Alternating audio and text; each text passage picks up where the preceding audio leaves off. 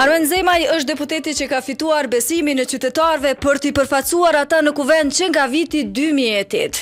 Tash e sa mandate, ai mbetet zë i fuqishëm brenda kuvendit të Kosovës, por duke qenë se është kaq gjatë në kuvend, ne kemi vendosur ta sjellim me kast në këtë intervistë që zbulon pak më shumë edhe për Armen Zemajn jashtë kuvendit.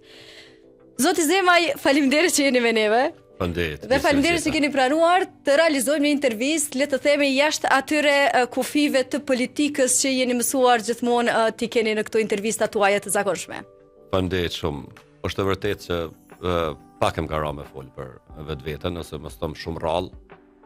Ndoshta shumë këtë viteve të fundit, po flas kjo pa modesti, ndoshta është për shkak të angazhimit të fokusit në aktivitetet politike, kuvendit, qeverisjes, kjo pak të kufizon, është edhe për aktivitete personale, po mbi të gjitha edhe ne, si gjithë të tjerë, të kemi një jetë e cila është normale në kuptimin si gjithë qytetarët tjerë, qoftë jashtë skenës politike ose jashtë punëve që janë zyrtare, sigurisht gjithmonë duhet kërkohet edhe pjesa që i takon vetvetes, familjes, rrethit edhe shoqërisë në përgjithësi. Thash se jeni deputet i kuvendit të Kosovës për shumë mandate që nga viti 2008, shumë vite.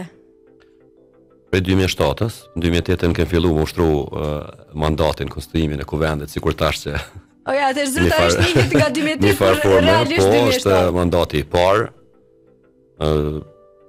mandatën e vazhdimsi, jo të gjitha të plota, të them kështu të drejten, por me një demokraci necje, edhe një zhvillim politik, do shta edhe imi personal, edhe i shoqënisë në tërësi. Po mandati 2008-ës është pak më specifik, është shumë më i veçantë, jo vetëm se si fillestar, po është mandati i shpalljes së pavarësisë. Fiksa ti doja me dal, si ka qenë me qenë deputet mandatin e parë. Dhe me u shpall pavarësia e Kosovës. Interesant. Kur flasim me kolegët e tjerë se ka evoluar edhe kuvendi, ndoshta edhe shoqëria, por atëherë ka qenë duket më konservativ edhe skena politike, ose ma konservative të quhet, ose ma konservativ kuptimi edhe brenda kuvendit të Kosovës. Sepse shumë pak deputet ka pas në moshën 30 vjeçare. Dikun kemi qenë 8 ose 9, mos gaboj, bile pa të marrë një iniciativë formimin e grupit të deputetëve të rinj në moshë, jo formal ashtu u quajke, mbishim ka 1-2 prej subjekteve politike të atëhershme, por kishte një seriozitet tepër të madh për kushtuar, ishin njerëz që kishin bërë përgjithësinë e viteve 90-ta, mos them ndarjes nga ish Jugosllavia, themelues të Lidhjes Demokratike të Kosovës, barst të proceseve të rëndësishme para luftës, gjatë luftës edhe të pas luftës, dhe ishte diçka ishte tepër sublime që të ishte i pjesë e gjithë atij angazhimi ose asaj ëndre shekullore për pavarësi. Dhe sigurisht bëhesh dhe pjesë e historisë. Kur bëhesh pjesë e historisë, atëherë je edhe plotësuar në aspektin familjar të kontributit familjes, njerëzve të rrethit, e mbi të gjitha besimit si një i ri që të jesh votues, shpallës edhe nënshkruesi i deklaratës së pavarësisë. Në fakt do të kthehemi edhe pastaj te kontributi juaj në skenën politike, por po më intereson pak më shumë le të themi me u kthy në rënjet e juaja, në fëmijërinë tuaj. Ju keni lindur në Deçan? Unë kam lindur në Strelc, të Epërm. Përsa prej moshës dikon 5-6 vjeçare kemi vazhduar me jetu në Deçan, edhe aty për shkak edhe të prindërve të cilët kanë qenë punësum në arsim, edhe vllave që kishte vetë filluar shkollimin paraprakisht.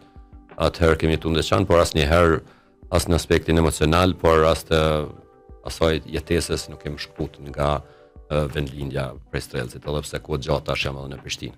Në fakt, kur flasim për njerëzit që vinë prej Deçanit edhe për Strelcit, përdoren një lloj epiteti që thuhet se janë sikur tigra në kuptimin e qëndrueshmërisë dhe forcës.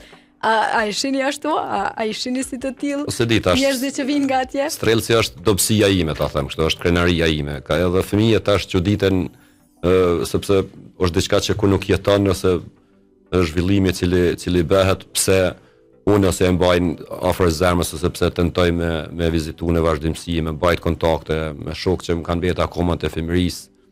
Por është diçka që të lidh me trashëgimin, me thonë të drejtën. Nuk është vetëm çështje emocionale ose traditës, po unë e vlerësoj shumë, i vlerësoj njerëzit, i vlerësoj kontributin e tyre gjatë gjitha etapave të historisë jo vetëm këto të fundit, sepse njerëzit i kujtojnë ndoshta memoria pak te na shqiptarët është më e shkurtër, i kujtojnë vetëm ngjarjet e fundit, po Strelci ka histori të veçantë. Edhe të lashtësisë, edhe të jetesës, por edhe të traditës, që besa edhe të guximit, që çdo herë pushtuesit ka ditë ti thot jo për të drejtat e veta që andaj po pajtohemi që kjo me tigrat ju shkon. Po tash kjo është epitet më shumë për Deçanin, na kemi kështu një dallëshmëri, ose tentojmë ta marrim një dallëshmëri atë si një republikë pavarur brenda rrafshit të Dugaxhinit ose kështu në Deçan, Kosovë mes Pejës së Deçanit, edhe ashtu është kufini aty. Kështu dallohim sepse në anën e majt e kemi Pekrahit këtu ku po flas, kemi Lbushën, është një fshat i vogël, dhe në anën tjetër e kemi Lubeniqin, që është pjesë e PS, po edhe në gjitha aspektet dallojmë, domethënë ata janë pak më ndryshe, na neve na duket që më specifik edhe shumë. Mos bëni edhe ju si Gjakova me si pasaporta të veçanta të tilla. Se mandej sikur. Ka një herë është duket që jemi edhe më të veçantë, po jo, me thon drejtën jemi si gjithë shqiptarët. Ndoshta është fshati i madh dhe ka pas rëndësinë në atë lokalitet. Sepse kur është fshatrat e mëdha kanë mbizotruar, dhe kanë pas familje të mëdha, kanë pas pjesë pasurisë, ose kanë qenë të zhvilluar edhe në aspektin kulturor, edhe të shkollimit. Atëherë njerëzit kanë dalë në sipërfaqe dhe emri ka shkuar tu lartësu ose tu dalë në pa, edhe kanë një herë edhe ndoshta edhe për çështje problematike, për fshatrat e vogla nuk e kanë atë mundësi se kanë njerëz më pak, edhe është shumë normale. Kur ti je historikisht, domethënë fshati i banum, fshati i madh, me të mira, me njerëz, me ato që thash me shkollim, me njerëz të dalën në kuptimin që thuhet kështu bukfal, edhe të integruar ose që kanë tentuar krejt regionin, sepse në Strelc është pothuajse shkolla e parë shqipe në atë region. Vërtet ka shumë emra të ngritur. Ekzistojnë tash disa fotografi që janë publikuar kohëve të fundit, edhe prej kohës së mbretënisë shqiptare, domethënë, edhe në para fillimit të luftës së dytë botërore, edhe në fillimet e hershme të aty në rilindjes kombëtare, do thonë ka pas shkollë, ka pas njerëz që kanë filluar shkollimin e komun edhe në familje, kanë pas një vëlla të gjyshit, do thonë në atë kohë që ne as koma i mbajmë në si kujtim disa drasa në formë të fletore në atë kohë, të cilat janë përdorur për shkrim lexim. Po flas për vitin 1912 deri në vitin 1918, derisa është okupuar prapë Kosova prej mbretërisë serbo-kroate slovene.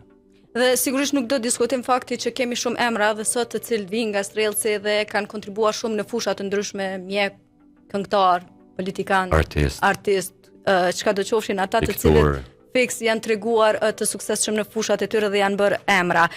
Ishim duke folur për vendindjen, por po du me u kthy te ajo se si ka qenë fëmijëria juaj, si e kujtoni Armenzemajn e vogël, le të themi, kur ktheheni prapa.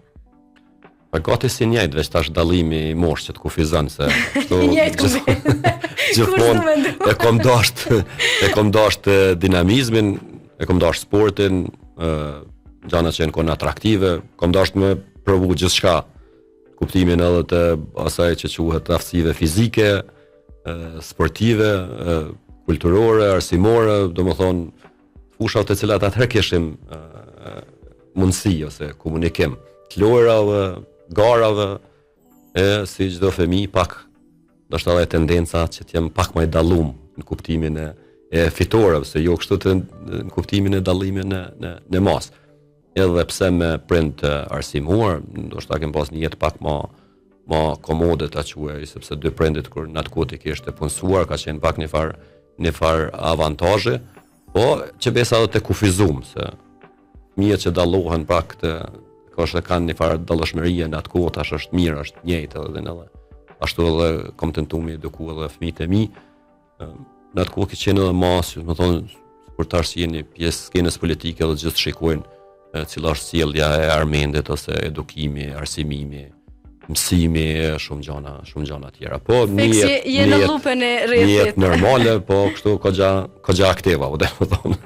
Po du më ndalë pak të ajo që dihet, ju jeni nipi i kolonjelit të ndjerë Tahir Zemaj.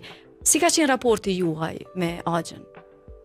Ne edhe sot e kemi një raport ngushtë kështu familjar. Ruajmë atë pjesën e traditës, bashkimit familjar. duke kuptu jetën çfarë është në Kosovë. Sa gjallarët e mi në vitet 80-ta, 90-ta kanë migruar jashtë në Gjermani, në Amerikë. Koloneli ka pas pjesën e jetës dhe të burgosës, largimit për Kosovë, kthimit në luftë.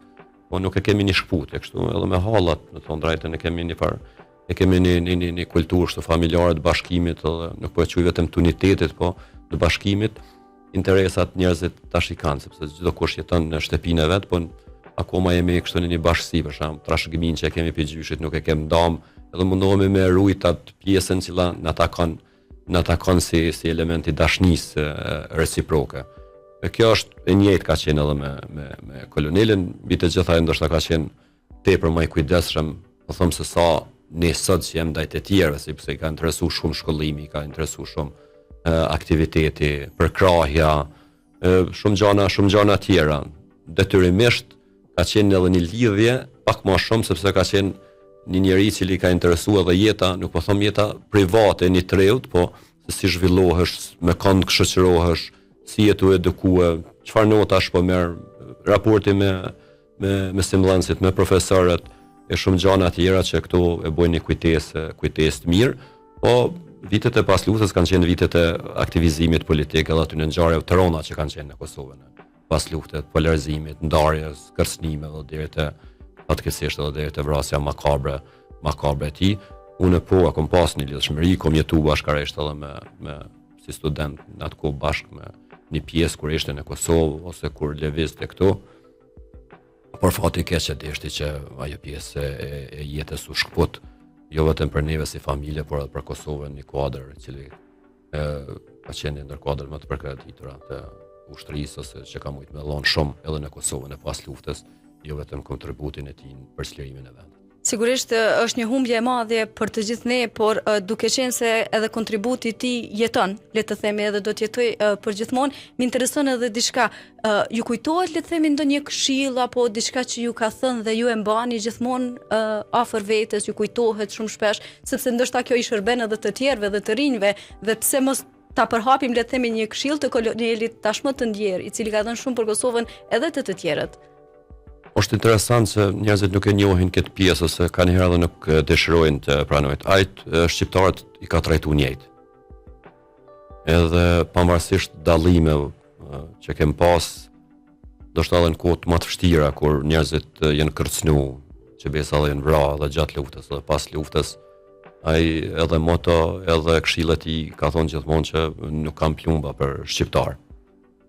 Kjo do të thonë shumë, sepse nuk është vetëm një shembull tipik i atij agresivitetit ose që ne kanë gjykohemi nga hakmarrja personale ose e traditës, por ka qenë një mesazh që ne kem ku të marrim ose hak ose kem me kënd të ballafaqohem duke marrë parasysh armikun e përhershëm Serbin. Se nuk ishte vetëm me përfundimin e luftës, po kjo na përcjelli edhe pas luftës e po na përcjell edhe deri sot. Është kjo është mesazhi që unë i mundu me përkthy pjesën politike, shpesh herë dhe me atakime, dhe me ndoshta edhe kritika, paragjykime, sepse ti je nipi kolonelit Tarizemaj edhe ti je pjesë aktive atë që ju edhe thatë këtu për përsëriti me vitet e tëra, nuk është që nuk e ki edhe një barë edhe të sjellës edhe të aty në gjykimeve dhe të ngjarjeve që ka ndodhur në Kosovën e pas luftës që janë pasi armik politik ose armik të kauzave çfarë i kanë pas shqiptarët në angazhimin për liri dhe pavarësi.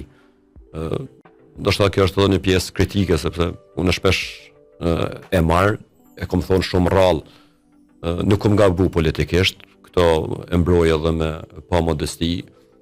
Asnjëherë nuk kam leju që të jam pjesë e aferave, të cilat të dëmtojnë integritetin as tema as të familjes, as të rrethit, as një afere të ndryshme, as një shkelje të ligjit.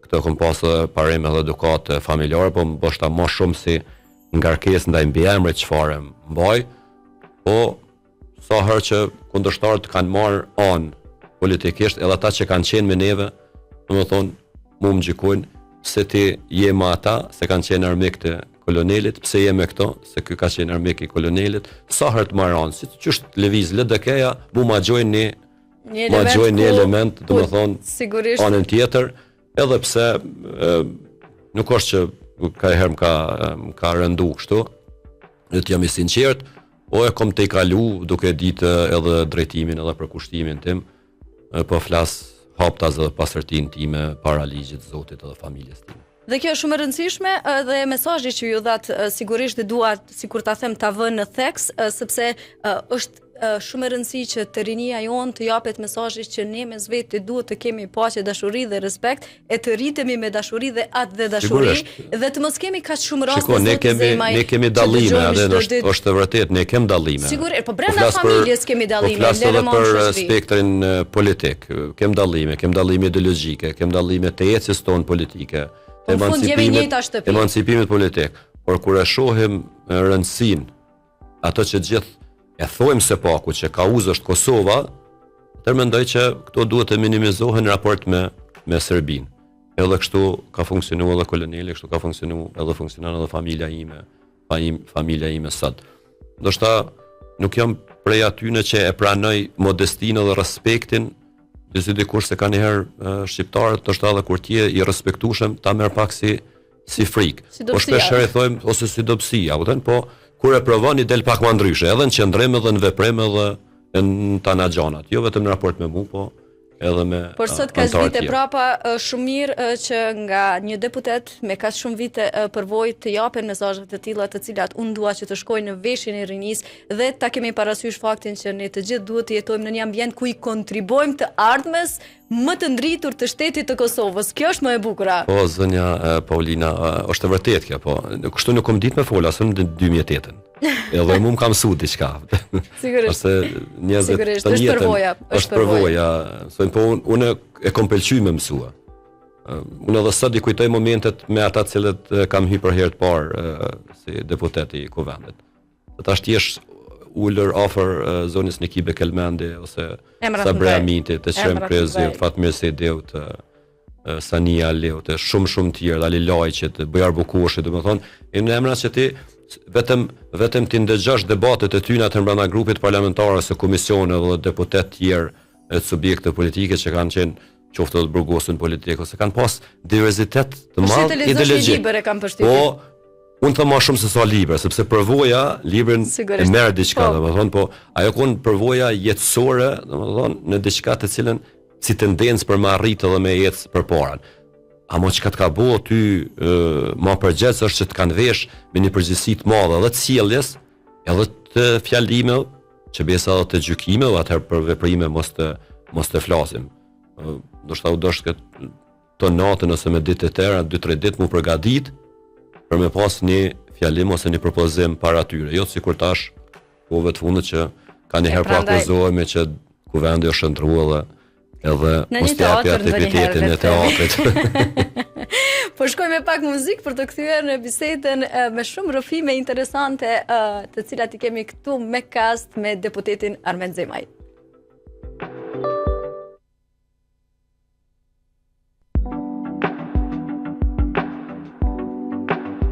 U rikthyem përsëri për të vazhduar bisedën e cila përveç se po na jep shumë rrëfime nga një njerëz që ka dhënë shumë le të themi aktivitet politik edhe kontribut për vendin, por gjithashtu edhe mesazhe të cilat po vijnë nga një familje e shquar me të kaluar historike për Kosovën dhe rëndësi shumë të madhe për të. Faleminderit zoti Zemaj që vazhdoni të jeni me neve. Më intereson pak një pjesë tjetër e juaja. Nuk është ju shoh shpesh të flisni për gratë. Sa e rëndësishme në sytë e juaj është që kuvendi të ketë më shumë gra se sa ka sot? Tash dikush flet, dikush vepron. Ju vepron, jo? Mos të keq kuptuar me. Unë kuptimin e veprimit është që gjatë ushtimit të funksionit tim jam mundu të bart atë që thash fillim edukatën familjare. Për një Kosovë ku e drejta e barazisë gjinore as nuk do të diskutohet. Jo që do të mbrohet me ligj, po sepse ka pas nevojë ndryshimet legislative, ndryshimet në ligje, edhe kom pas fatin mbi të gjitha jam di edhe përgjithës kur kom fillu shumë herët punojnë këtë fushën e pjesës civile, për shembull ligjit për trashëgiminë, ligjin për të drejtat sociale, ligjin për shëndetësinë, ku ngarthej në vete shumë elemente të mbrojtjes së gruas edhe të femrës në shoqëri. Nuk po flas vetëm për pjesën e emancipimit ose të fuqisë politike, që po ato edhe kom përkrahë në vazhdimsi, mbi të gjitha e kom pasur edhe si dhurat, ndoshta ta quaj më shumë, sepse Zoti të bekon kujt i takon si familje. Nona ime ka qenë vajza e parë e shkolluar në fshatin e vet të lindjes, ose ka qenë gruaja e dytë në fshatin më të madh duke gjën strall që në atë kohë ka qenë e shkolluar dhe ka qenë pjesë e sistemit arsimor. Kjo e ka bërë edhe një mesazh tutje, plus ka pasur funksione politike, kryetare e Forumit Grus në vitet e para luftës, asambliste në vitet e pas luftës. Dhe gjithçka që është lidhur te na nuk ka pas dallueshmëri në familjen time. E këto mundona edhe si pjesë vendimarrës ose si deputet, ndoshta. A dosh me sanksionu me ligj? Po, ka pas nevojë. Ka pas nevojë për kvotën. Shpeshherë ne kur kem bisedu për shkak kvota na ka pru gratë në kuvend. Për kvotën, unë e kam marrë atë si referencë, sepse zgjedhjet e para të pas luftës nuk kanë pas kvotë. Nuk kanë pas kvotë të kufizuar, por pastaj dosh mu plotsu. Por me zgjedhje kem pas që nuk është arritur, nuk ka mujt harla vullneti njerëzit mi pa femna të fuqishme në politikë dhe në vendimare. Mos flasim për pozicione udhëhece ose për pozicione ku ki sot prokurore, gjyqtare, që në nivelet presidente pjesa politike, po flas më shumë për po flas bile atë kështu më dashamirësi, flas për pjesët profesionale dhe administrative, se kanë herën politik ki edhe fata dhe në t'jepet mundësia me emnim ose me bosh pjesën e votimi, atëherë roli mundet me qenë më i kufizuar, edhe ndoshta nuk është se ajo uzurpon, mos flas keq kuptuar një pozitë caktuar, por ku ti je në drejtori, ku ti je në udhëheqjen e pjesën administrative, atëherë shihet që sa është e nevojshme pjesëmarrja e gruas në shoqëri dhe në vendimare.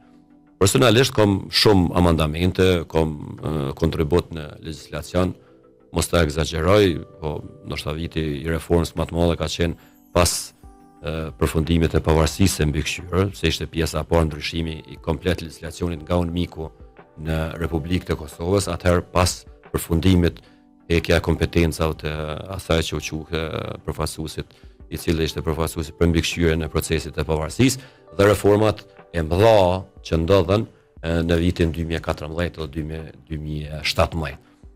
Dhe dikur u përballëm edhe me ato që është më sfiduese, që ishin tema tabu, për shembull, dhënia të drejtave të grave, të cilat ishin ra prej sakrificës së luftës, gratë të dhënuara që nuk kishin asnjë të drejtë në vitet e pas luftës, ose në legislaturat nuk ishte legjislacion i cili plotësonte kërkesat e tyre, jo për t'ju hapur guxim për të deklaruar për të vërtetën, por edhe për të marrë benefitet që ju takojnë si çdo shoqëri që duhet të rehabilitojë edhe të ketë viktimat për kujdesjen ndaj tyre. Përsa për këto temat që janë temat e TikTokit edhe temat e që për shembull, temat e TikTokit, këto nuk ko marrë shumë pjesë, nuk ko marrë shumë pjesë. Buri me përgatit drekën.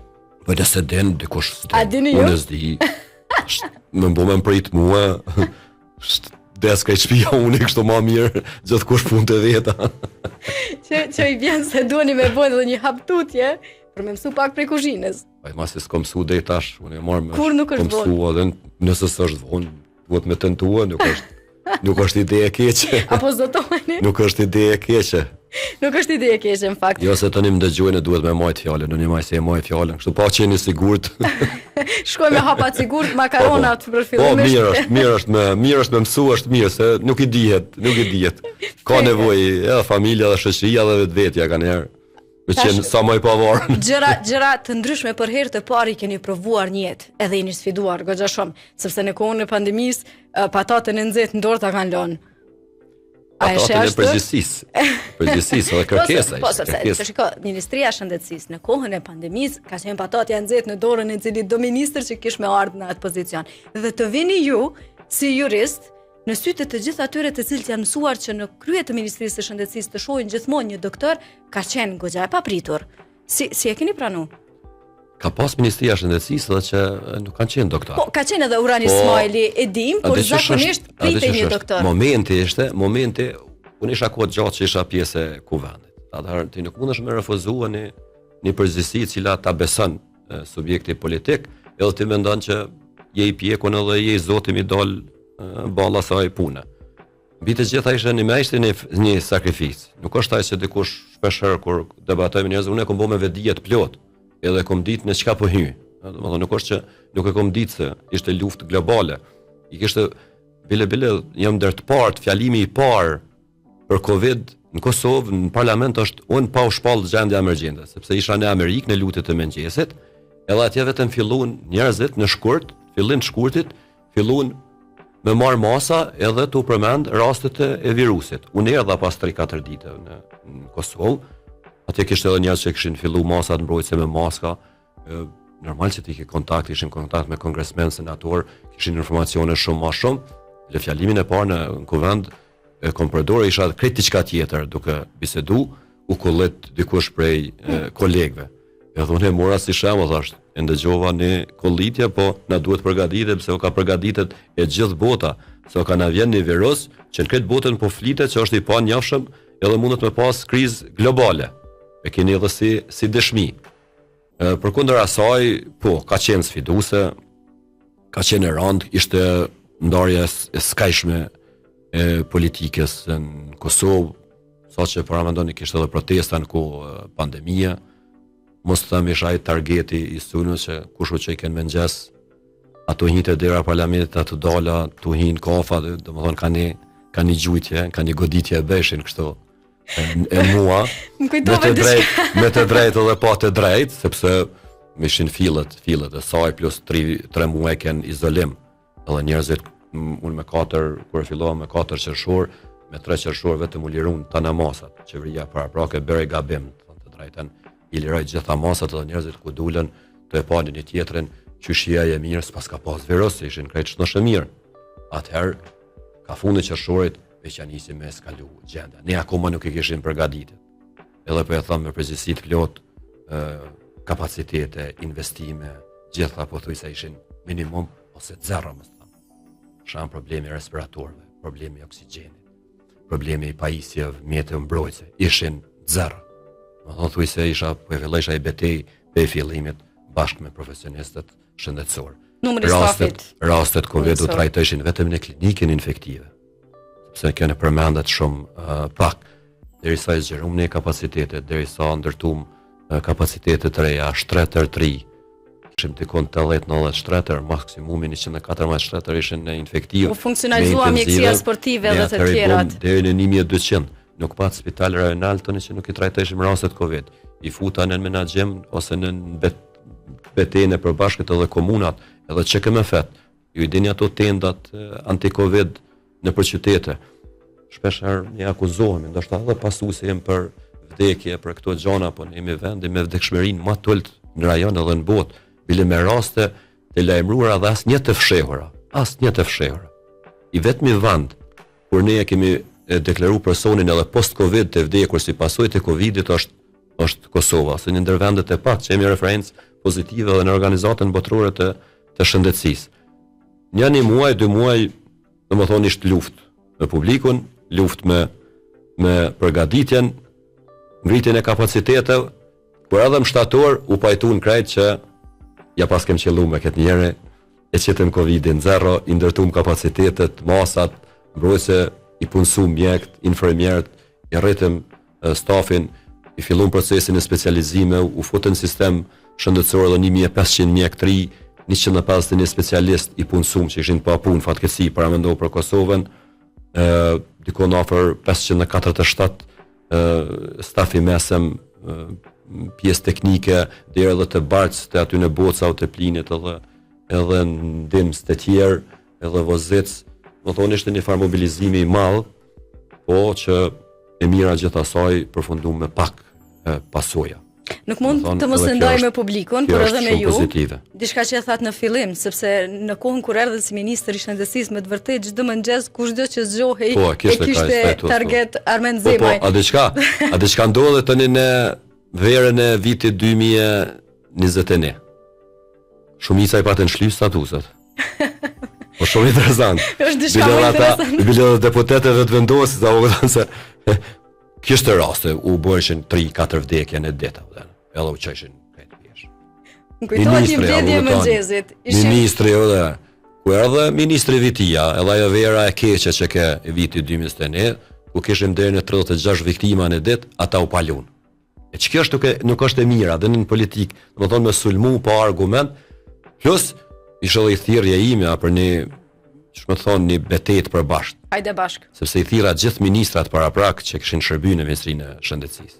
E pa të mbo bordin anti-Covid prej mjekëve dhe profesorëve më eminent që i ka Kosova. Nuk kishte njeri që kishte lidhje me shëndetësi që nuk u bë pjesë e asaj beteje. Edhe një falenderus ton jetën.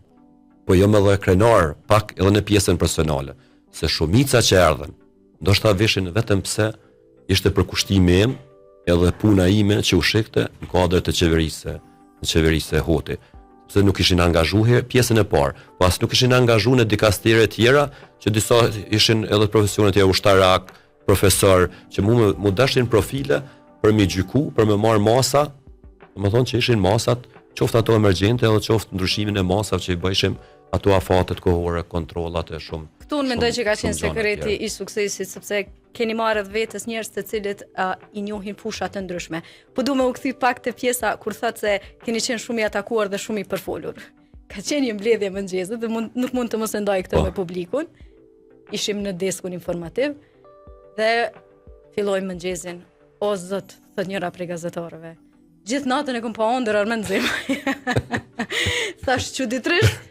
Edhe unë kom pa ëndër që kam qenë klinikën infektive, sepse raportoja nga klinika infektive dhe prap erdhi Armend Zemaj. Do të thotë edhe në ëndër ju ke dalë njerëzve në atë kohë, që ka qenë koha e jashtëzakonshme, por që sigurisht ka qenë një prej emrave më të përfolur. Po du shkurt me e marrë, le të themi, një pikpamje tuajën se çka i duhet një ministri të shëndetësisë për me menaxhu suksesshëm. Jemi bind se të qenuri doktor nuk është kriter. Edhe zoti Ismaili nuk ka qenë i keq në menaxhimin e tij. Kemi pasur edhe, le të themi, forma tjera të menaxhimit, ministra të suksesshëm, por që gjithsesi kriterit të qenurit doktor, unë mendoj që nuk vlen. Por ju si e shihni? Shiko, unë s'pare vi për i fushës së politikës. Edhe kisha paraprakisht përvojë gjatë në Kuvendin e Kosovës, njohërit për legjislacionin edhe për vendimet se si merren një menaxher një fushë caktuar nuk më kanë mungu. E dyta, duhet jesh bashkëpunues, atë që tha. Asnjë ministër, edhe nëse është i profesionit, nuk mundet me i ditë të gjitha. Ai që pretendon që i din të gjitha, për mua është naiv, edhe është i paditur më i madh. Mund të ketë ego personale, po nuk mundet me arrit asgjë me atë. Ti lufton me ato që e ki. Armend Zemaj ka luftuar me çato kapacitete çfarë i ka pas. Nëse profesorët e nderuar që kanë dhënë dhe kanë ngritë shëndetësinë në Kosovë, kanë qenë më të mirët, ata kanë qenë afër meje, duke ndihmuar në situatën pandemike. Edhe unë kam besuar në ata. Kam besuar edhe sot i respektoj edhe me respektoj. Po unë kam besuar edhe në profesionalizmin e tyre, edhe në ç'më thon edhe në dinitetin e tyre. Ja u kam respektuar dinitetin profesionistëve shëndetësor. Nuk kem qenë në aty në është ta mangësia që thatë atë një profili të shëndetësisë që e ka pa vetëm një fushë caktuar. Edhe mendon se vetëm aty zhvillohet mjekësia. Unë e kam pasur tërësi. Sot e kisha një debat kolegial në grup parlamentar, pyetjen e parë që ja kam bë profesorit Lul Raka, Muharrem Bajramit, Jusuf Dedusha Indjeri që ishin pjesë e bordit, doktor Sali Ahmeti, Rukie Mehmeti që edhe sot e ne na respektuam, i kam thonë ju duhet më tregu a ka përfundim pandemia. Edhe si sot kujtohet e kanë shikuar edhe një tjetër. Po ka përfundim. Atëherë ma mundsoni të punoj edhe në pjesë tjera të shëndetësisë. Unë po u besoj juve konsulencën e masave, se kishte edhe fakturë tjerë, ishte edhe fakturë jashtëm. OBSH-ja, ambasadat, ishte një implikim, ishte një presion i hatashëm. E ajo pjesa ndoshta është e imja personale, që munda me thonë, dikush mundet më marrë të egzagerume, e guximit edhe të veprimeve të mia politike, që e kam pas një pavarësi dhe një prekrahje pe kryeministit dhe kryetarit të subjektit tim të politik të Isa Mustafa. Domethënë, këto më kanë fuqizuar, edhe atëherë guximi im, po edhe përkushtimi për teja e saj që quhet punë ditore ose orarit punës, unë nuk kam qenë i vetme. Me mua gjithmonë ka qenë një ekip i këshilltarëve, një ekip i mbështetësve, një ekip i asistentëve, një ekip i mjekëve, kolegëve. Unë nëse kam qenë në emisionin, nëse nuk gaboj edhe u shfaqja e fotografia e kishin gjetë në internet, ta kush është kjo, thash këta janë kabineti. S'më kjo thash 2 herë më vonë çu shpytje kabinete, se ishin ndikon 35-60. Thash 5 janë me pagesë, 3 janë asistent me pagesë, 8 këtë tjerë janë vullnetar. Këtë kanë qenë mjek, doktor që kanë qenë asnjë me pagesë nuk ka qenë. Kur nuk e kanë lyp asnjë benefit, asnjë kafe të vetme. Emnat që i përmenda, edhe që ka shumë të tjerë, këshilltarët e jashtëm që i kanë pasur.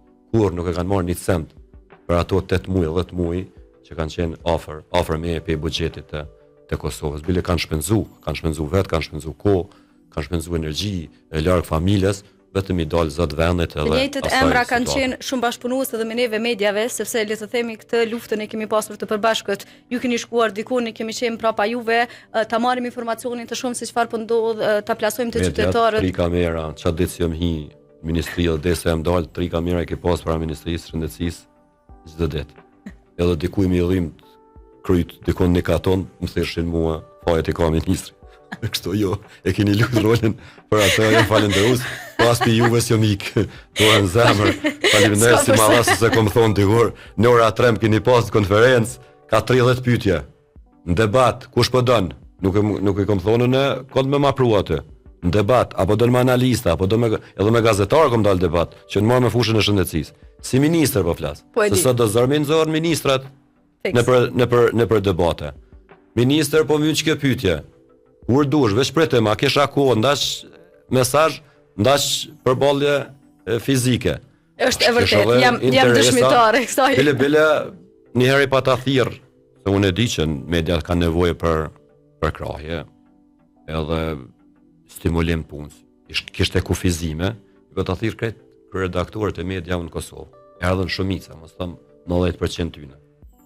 Unë veç diçka ju thon, ju pa ta lut. Parë më dhon s'kam. Asun, as ministria, se s'kesh. Mijat heq se heq. Këtë që ka ju kom lut me bo, për çdo ditë. Armën zemën, kur më se nalni me kritiku. Veç raportoni drejt për rastet pandemike dhe për situatën, mos krijojmë situatat kriza, mos krijojmë situata ku qytetarët mundën mos mi respektu masat, edhe besa. Jo vetëm ju që jeni këtu që të marrin mend shumë mirë si raportuese, po nuk ka pas ndonjëherë një gazetar që ka përdorur cinizëm ose ka përdorur diçka me smi respektu masat anti-Covid. Kufizimet, oraret, kontrollat, ankesat kanë qenë vetëm në interes të mbrojtjes së shëndetit publik. Edhe për këtë jam falënderues Toni. Ka qenë një luftë e përbashkët. Zoti Zemaj, për fund e kam një pyetje që nuk e di nëse keni përgjigje, sepse për gjithat patët përgjigje. Sa raunde pritet të ketë konstituimi i Kuvendit të Kosovës? Sa don Albulena? Pafundësisht. Sa ka disponim Albulena për mos mu votu, çfarë ka më pas raundet e votimit. 5 minuta si pave jemi bo. Po kthena seriozitetit, nuk është një situatë favarshme. Jemi në një ngarsh politik, kjo është evidente, është kryenësia e partisë së parë, ata po thonë partisë fituese. Po në demokraci, parti fituesi e vetëm kur e kalon atë kuotën që mundesh vetë me udhëheq, siç ka qenë edhe herën e fundit, edhe kur kush nuk ka kufizuar as në krijimin e kuvendit, as të qeverisë, as të marrjes së vendimeve, as të votimit të legjislacionit, edhe ato kundërkushtetuese kur janë dalë. Tash ka ndryshuar situata, ka parti të parë, 2, 3, 4, 5, edhe duhet të nështrohesh vullnetit edhe verdiktit të qytetarit. Askush nuk të falë pushtet pa një marrëveshje në akordim politik. Marrëveshjet shihen që janë larg për momentin, edhe pse propozimet janë dhënë që të ka një dalje spaku afat shkurtër dhe të rehabilitimit edhe disa tema dhe të krijimit një konsenzusi që nxjerr Kosovën nga kjo krizë edhe ekonomike, edhe të integrimit që besa dhe të izolimit, sepse nuk është vetëm pjesa e konstruimit të këtyre institucioneve. Ne kem pa deklarata pompoze të partisë së Kurtit edhe të Vetinaj që çdo ditë kanë proklamuar që do ta formojnë kuvendin, do ta formojnë qeverinë, kjo nuk po ndodh, atëherë ata duhet të thirrin përgjithësisht çfarë kanë, edhe të dakordohen për një zgjidhje e cila krijon mundësinë e krijimit të institucioneve të reja, qofshin ato afat shkurtër, por edhe afat gjatë. Sigurisht ja kemi bërë qytetarëve të Kosovës që të krijojnë institucionet sepse kanë dalur, kanë votuar dhe është kryer një proces i zgjedhjeve pa telashe të mëdha të cilat kanë dhënë edhe rezultatet. Zoti Zemaj, unë nuk e di se çka do të shtonit ju për fund, por kjo intervistë me të vërtetë ishte një kënaqësi shumë e madhe. Të ju njohim nga një kënd tjetër, të shohim pak edhe për përjetimet e juaja që nga fëmijëria, nga le të themi koha kur keni marrur pozicione goxha të vështira në aktivitetin tuaj politik dhe sigurisht ta marrim edhe një mini zotim se do i kushtoheni pak kuzhinës. Unë zotimet tash njëri është keq me fol për vetveten, po kjo të manë edhe gjallë në politikë. Mu më mendon që kjo manë në politikë, fjala edhe mbajtja e fjalës. Ose sjellja e raportit që kam me njerëz, edhe veprimet edhe gjykimet e mia politike, nuk do të thotë që gjitha pranohen nga të gjithë. Jam tepër falënderues për përkrahjen e madhe që kam marrë në zgjedhjet e fundit, sepse nuk është mandati i parë, edhe është gjithmonë në rritje, është në ato sepse kanë njëri ka ato rënit dhe ngritjet e veta, po gjithmonë në rritje në legislaturat e fundit, edhe kjo është vetëm përgjegjësi shtesë, është tepër përgjegjësi e madhe. Nuk po flas vetëm për shkak të pjekurisë edhe moshës, edhe në politikë edhe moshës time, po është përgjegjësi sepse votën e ndij dhe jam përgjegjës ndaj saj, edhe ashtu mundona me përkthy. Tash në këtë përgjegjësi do të mundona mi fut edhe këtë elemente të tjera që më bojnë edhe më të përgjegjshëm. Sigurisht. Kjo nuk e mundona, edhe në familje, edhe në rreth, edhe gjithë ta kem për kushtimin maksimal, atë sa kam mundësi edhe kapacitet. Se për krejt, edhe për gjitha nuk je kur i mirë, as i plot, po faqe bardhë me qenë, mendoj që kjo është pjesa ma e mirë, që të marrë në politikë, por edhe kur të larguash për politike, e kini një emër të mirë, sigurisht. Një trashëgimi edhe egzon edhe një respekt, mos mu dallu, domethënë mos mu vetes nuk jam se s'po të proj, nëse se të proj nuk ja kam leju shumë atë komunitetin vetëm të qenërit si mu doksin në pozit, jam i njëjtë si me pozit, si pa pozit, si paradite, si masdite, aty ku jam në funksion, ku jam jashtë funksionit, jam si qytetar i Republikës së Kosovës si gjithë të tjerët, ashtu siç jetojnë edhe dëshirojnë jetën e vet. Sigurisht kjo është e bukur që ne ta promovojmë, le të themi, një jetë të njëjtë, të qenurit të njëjtë, njerëzor e të respektueshëm. Kam e fol për gra pak më shumë se s'm pas kanë dëgjuar. Se kam punuar me amandamente kështu e me ligje. Kam të pru propozimet në atë misionin të zonat, kështu me çit propozimet, më thon, që kjo ka ndryshuar, domethënë se një me fol shumë. Domethënë, çu ky amandament, çu ky ndryshim, çu ky ka ndryshuar pe ligjet në ligj, sidomos mos flasim të ndarja e pasurisë ose të trashëgimia. Ka qenë më shumë e drejta zakonore në vitet e pas luftës dhe ato. Tash ka ndryshim shumë substancial ta quaj që ka ndodhur në legjislacionin tonë dhe në shoqërinë. Sigurisht, në ligje jemi shumë të mirë, duhet të punojmë edhe në mendësinë e popullit, sepse kemi vetëm 4% të grave që marrin. Unë jam realist edhe e them shumë shpesh, akoma atakohet gjinia femrore. Nuk po them që atakohet kështu në pjesën fizike, edhe pse ka raste makabre, dorën zemrës që po na shqetësojnë. Nuk e di ja janë problemi i krejt këto që kalum lufte pas lufte me pandemi e gjitha. Duhet më marrë më seriozisht edhe institucionet, edhe shoqëria, edhe shëndetësia, edhe gjitha sidomos institucionet e drejtësisë, rehabilitimi, masat pas veprimeve që i marrin njerëz, edukimi. Ka shumë elemente që mendoj që akoma neve na duhet për kushtimi i madh. Na duhet tepër për kushtim. Nuk do të thotë vetëm pozita ose pjesëmarrja në vendimmarrje. Po edukimi i jon i përgjithshëm i shoqënisë me të vërtetë duhet të jetë në vazhdimsi. Edhe shumë shtete kanë pas ndoshta një mas shumë të konsiderueshme, ka një moment ku janë kthy shumë mbrapa. E na pse mos tecim përpara, se e kem këtë mundësi edhe për barazi, por edhe për të gjitha zhvillimet që i kërkon jeta, mos të besim mbrapa aty ku po dëshirojmë të shkojmë në Evropë. Sigurisht, edhe ky është një tjetër mesazh i rëndësishëm që duhet përcjellet, le të themi, të gjithë ata të cilët po na dëgjojnë në valët e Glam Radios dhe sigurisht do na shohin edhe në kanalin tonë zyrtar në YouTube. Ishte një kënaqësi jashtëzakonshme, faleminderit shumë. Faleminderit. Në radio s'kam qenë, se di moti s'kam qenë në radio. Gjenje bukur është radio. Po vjen mirë se edhe për ju uroj suksese, punë të marr, edhe pse shpesh herë ju kam përcjellë dhe ju kam dëgjuar. Faleminderit shumë. Ishte edhe kjo një intervistë e kësaj jave me një rrëfim pak më ndryshe, ose le të themi më ndryshe. Le ta heqim modestin, le të themi më ndryshe, sepse zotin Zemaj nuk kemi mësuar ta shohim të flet për veten, për përjetimet e tij, le të themi për aktivitetin e tij politik në këndvështrime tjera të përjetimit personal rreth përkushtimit profesional. Kështu që kisha nderin dhe kënaqësinë ta kisha të ftuar deputetin e Kuvendit të Kosovës, zotin Ermen Zemaj, e ne sigurisht do të takohemi javën tjetër me një tjetër të ftuar me tema tjera të cilat me kast i sjellim këtu në Glam Radio.